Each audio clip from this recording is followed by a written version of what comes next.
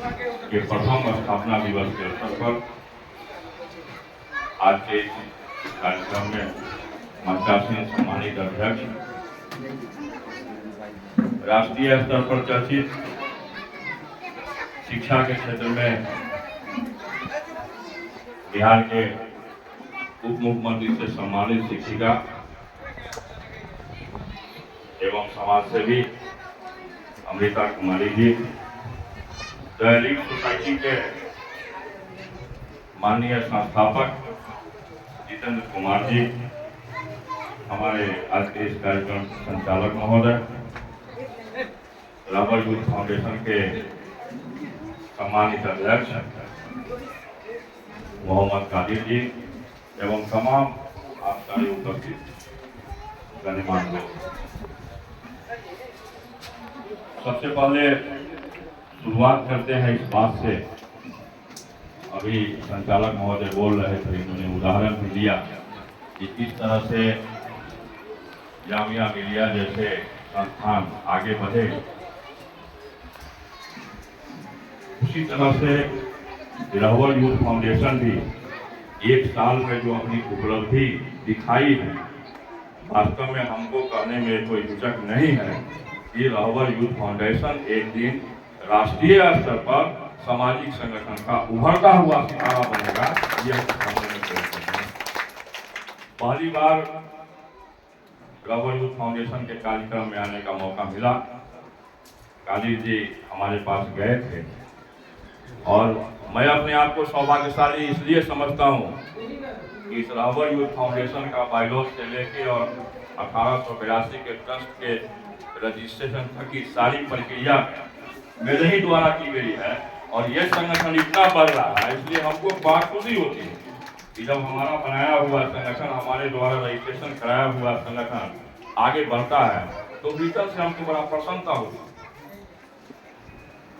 आप से एक बात करना चाहेंगे कि पूरे विश्व के अंदर में चीन की सभ्यता कौशल के लिए जानी जाती है, अरब की सभ्यता क्षमता के लिए जानी जाती है, तुर्क की सभ्यता बहादुरी के लिए जानी जाती है, रोम की सभ्यता सुंदरता के लिए जानी जाती है। एकमात्र हमारी भारतीय सभ्यता और संस्कृति है जो कि ज्ञान और प्रज्ञा के लिए जानी जाती है, पूरे विश्व में कोई दूसरी सभ्यता नहीं। अब सवाल ये खड़ा होता है कि ऐसे राहुल फाउंडेशन, यूथ फाउंडेशन जैसे संगठन की आवश्यकता क्यों? इस पर हमको चिंतन करना होगा, इस पर हमको विचार करना होगा।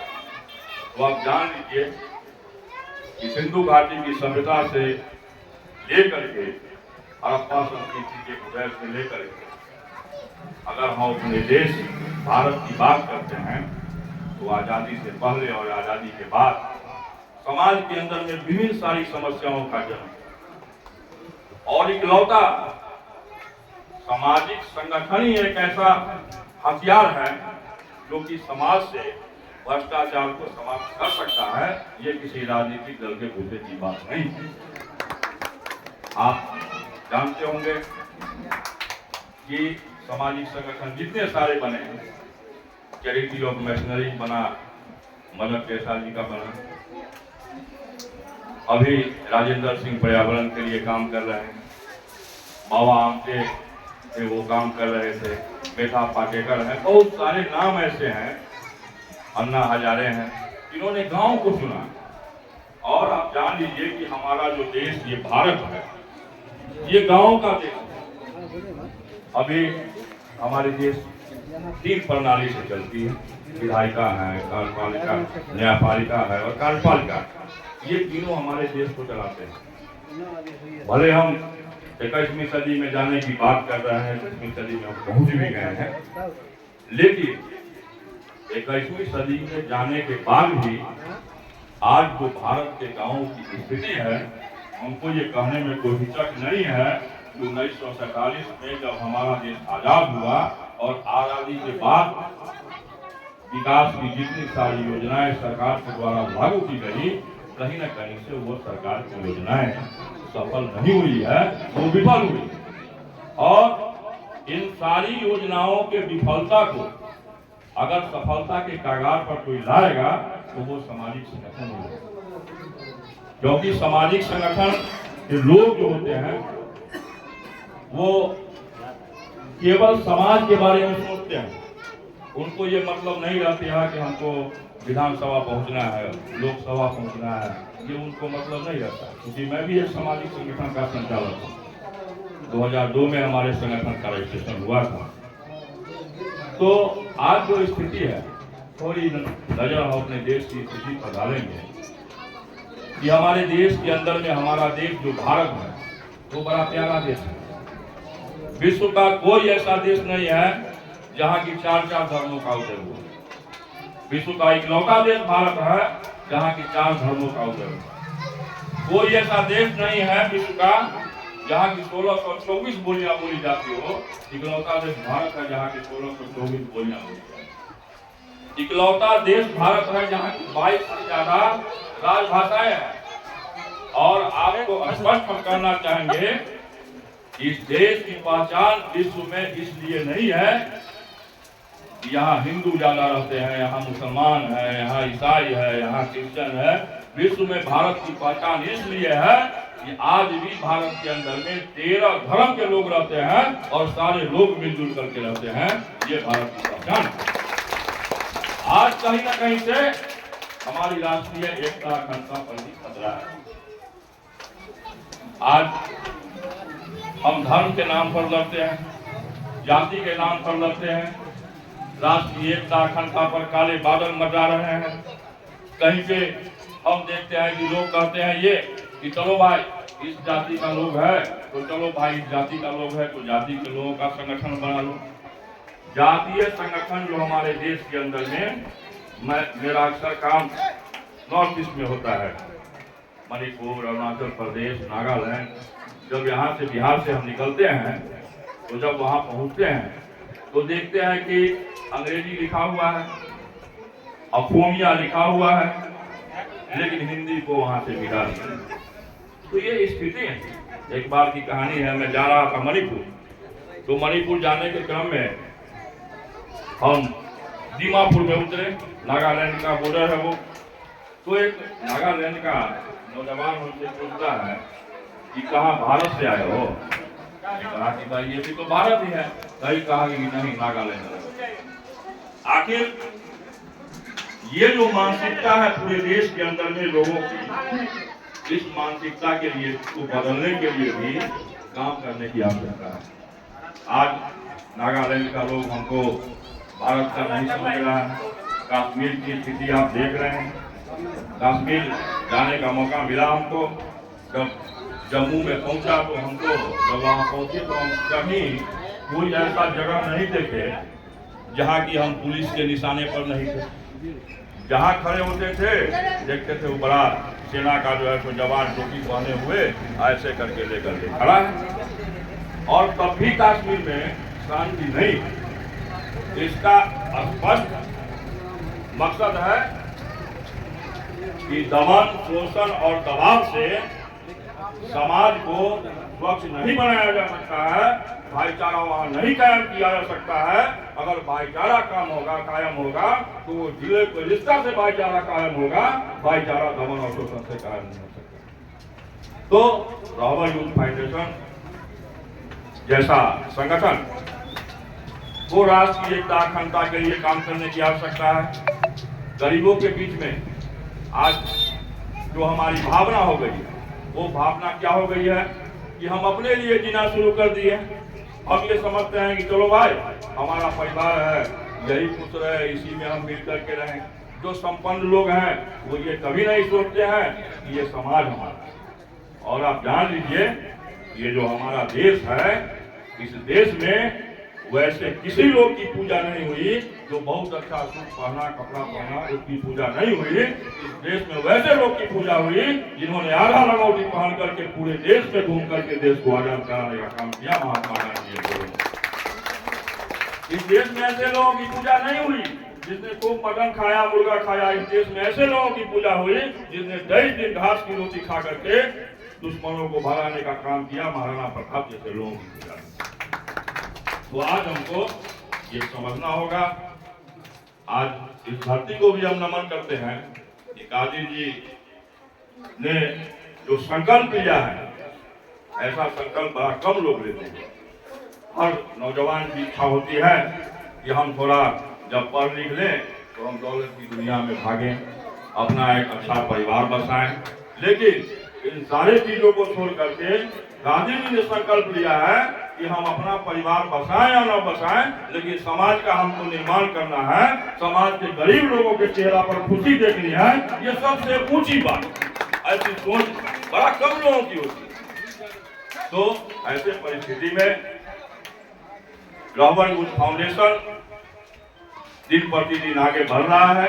यह देख रहे हैं सारा बैनर पर मैं सबसे पहले देखा कि बहुत ही अच्छा इनका कार्यक्रम चल रहा है, तो इनको सपोर्ट की जरूरत है। और मैं आपको संचालक महोदय बोल रहे थे कि ये समस्तीपुर बिहार का संगठन है। संचालक महोदय को मैं बता दूं कि रहबर यूथ फाउंडेशन 1882 ट्रस्ट एक्ट के तहत रजिस्टर्ड है और इसका कार्यक्षेत्र सिर्फ समस्तीपुर या बिहार नहीं है, इसका कार्यक्षेत्र पूरा भारतवर्ष है, पूरे भारत में काम करने के लिए तो ऐसे परिस्थिति में दिन प्रतिदिन ये संगठन विकसित हो रहा है। इस संगठन के सदस्य बन रहे हैं लोग, तो संगठन को राष्ट्रीय स्तर तक पहुंचाना है।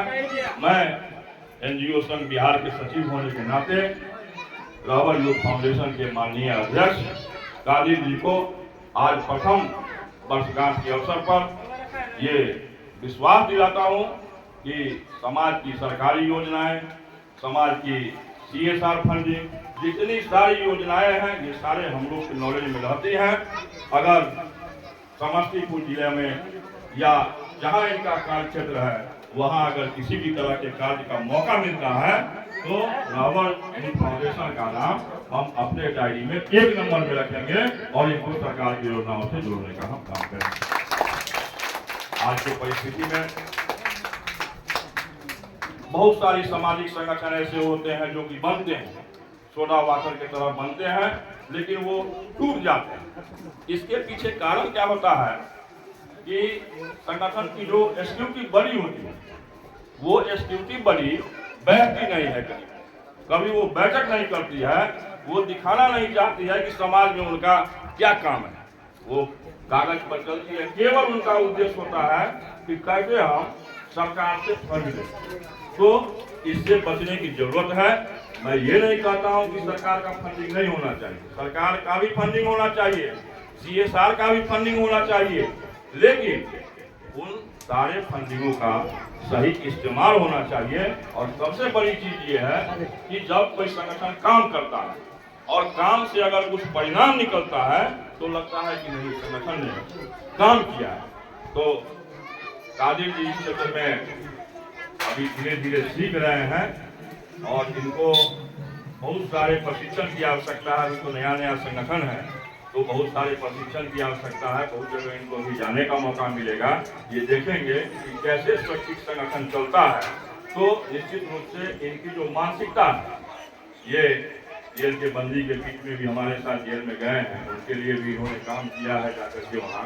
तो इनकी सोच रहती है कि जो दबे कुचले लोग हैं, गरीब लोग हैं, समाज का विकास करें। और उस समाज के विकास में अगर आपको लगता है कि सामाजिक संगठन ही काम करने योग्य है तो उसको निश्चित रूप से आपको साथ देना चाहिए। ये हमारे कहने से आप मत दीजिए, कार्यक्रम को देख करके दीजिए कि भाई रहबर यूथ फाउंडेशन क्या कर रहा है। तो उस कार्यक्रम को देख करके यहाँ जितेंद्र जी द सोसाइटी के बैठे हुए हैं, दिन रात ये पर्यावरण के क्षेत्र में काम करते हैं, रक्तदान शिविर लगाते हैं, अपना अच्छा व्यवसाय होने के बाद भी LIC के अभिकर्ता भी हैं। लेकिन जहाँ कार्यक्रम में आप जाइए तो ये पेड़ दे करके पहुँच जाते हैं कि नहीं, पर्यावरण को हमको बचाना है। अमृता जी हैं, शिक्षक हैं, अच्छी सैलरी भी मिलती है, फिर भी इनके मन में ये भावना है कि नहीं, हम छुट्टी के दिन में भी समाज के बीच में जाकर के काम करें, समाज के लोगों को जागृत करें। तो हर एक संडे को या छुट्टी में ये कहीं ना कहीं सामाजिक कार्य में ही लगी रहती है। तो ये भावना हम लोग की होनी चाहिए। छोड़ दीजिए बच्चा है। के प्रति समर्पित होना पड़ेगा। ऐसा नहीं है कि आप ये समझिए कि ये रहबर यूथ फाउंडेशन सिर्फ कादिर जी का है या जो इनके 5 सदस्य की कमेटी है उनका है। ये हमारा संगठन है, हमारे गांव का संगठन है। आज आप जान लीजिए कि अन्ना हजारे जी के गांव में समाज सेवा के माध्यम से वह गांव आदर्श गांव बन गया। तो लोग पूरे गांव को जानते हैं, ऐसा नहीं है सिर्फ अन्ना हजारे को ही जानते हैं, श्रेय अन्ना हजारे को। आज हमारा देश राष्ट्रपिता महात्मा गांधी एवं अन्य नेताओं के से आजाद हो गया, लेकिन ऐसा नहीं है कि सिर्फ गांधी जी ही यहाँ रह रहे तो चले गए दुनिया, हम सारे लोग रह रहे हैं। तो ये रहबर यूथ फाउंडेशन हमारा संगठन है। और अंतिम बात कहते हुए अपनी वाणी को विराम देंगे कि पत्थर की मूर्त वंदनीय इसलिए नहीं होती है कि उसमें देवता का वास होता है, वो इसलिए वंदनीय होती है कि उसने तराशे जाने की वेदना को सुना। तो आप सारे लोग मिलजुल के काम करें। हमारी शुभकामना है कि दिन प्रतिदिन रहबर यूथ फाउंडेशन आगे बढ़ते रहे। और जब हम दूसरी वर्षगांठ पे मिले तो ये जो कार्यक्रम का बैनर लगा हुआ है इसका 4 बैनर लगे और कोई ऐसा क्षेत्र नहीं छूटे जिस क्षेत्र में रहबर यूथ फाउंडेशन का झंडा नहीं लहराता हो। इसी शुभकामना के साथ हम अपने वाणी को विराम देते हैं। इन पंक्तियों के साथ जो मैं हर मीटिंग हर सभा में बोलता हूँ कि सिर्फ हंगामा खड़ा करना मेरा मकसद नहीं, मेरी मकसद होती सूरत बदलनी चाहिए, हो गई हो पीर पर्वत सी पिघलनी चाहिए, इस हिमालय से कोई गंगा निकलनी चाहिए। आग मेरे सीने में न सही तेरे सीने में ही सही, हो कहीं भी आग लेकिन आग जलनी चाहिए। बहुत बहुत धन्यवाद सारे लोगों को। गांधी जी के प्रति विशेष आभार। इस गाँव की धरती पे इन्होंने आमंत्रित किया, बड़ा खुशी हुई। इतने सारे बच्चे उपस्थित हैं, सारे लगता है स्कूल ड्रेस में ही हैं। तो इन सबों के शिक्षा के लिए भी हम लोग काम करेंगे। मैं एनजीओ का एक मकसद बताऊं कि एनजीओ का कोई भी एनजीओ, चाहे वो सोसाइटी एक्ट 1860 रजिस्टर्ड हो या कंपनी एक्ट रजिस्टर्ड हो या ट्रस्ट एक्ट रजिस्टर्ड हो, उसका एक ही मकसद होता है कि जहाँ पे सरकार विफल होती है एनजीओ वहाँ पे जा करके सरकार के कामों को थाम देता है। तो इसकी बड़ा आवश्यकता है।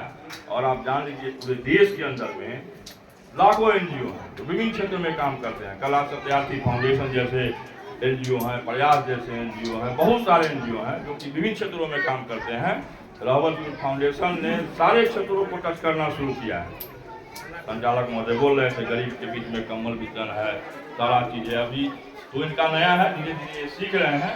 पुनः एक बार कादिर जी को बधाई। और कादिर जी के लिए पुस्तक हम लाए हैं कि कैसे संगठन को चलाया जाए। हम चाहेंगे कि कादिर जी को भेंट करें, आप इधर आ जाइए। ये